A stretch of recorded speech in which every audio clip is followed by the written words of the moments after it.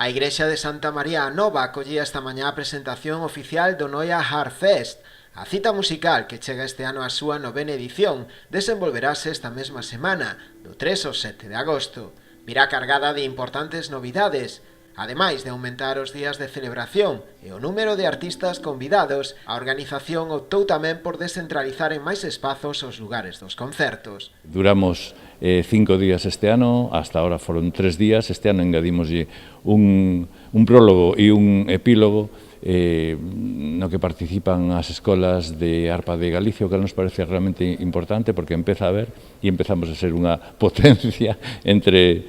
aspas en ese punto. Un festival que está un elenco de artistas lóxicamente elexidos por eles, que creo que vai a ser moito máis atractivo que nunca, un elemento turístico. Sempre dicimos que en este festival de arpas sempre dun ano para outro quedan todas as plazas hoteleras xa cubertas, creas unha expectación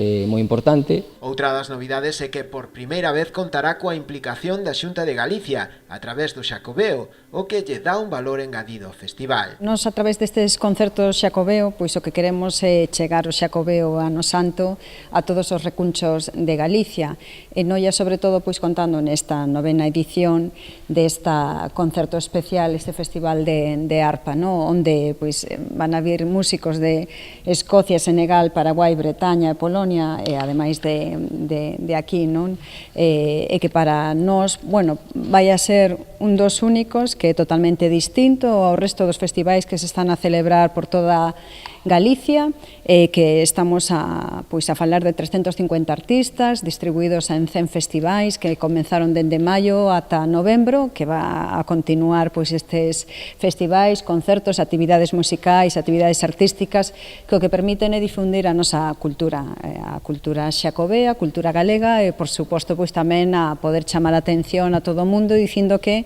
aquí en Galicia está a suceder algo especial, que é ese Ano Santo prorrogado. Como en edicións anteriores, o festival contará tamén con actividades paralelas, entre as que destacan un obradoiro de construción de arpas, a reunión das escolas de arpas de Galicia, a foliada de Benvida ou mesmo o concurso internacional de composición para arpa e orquestra.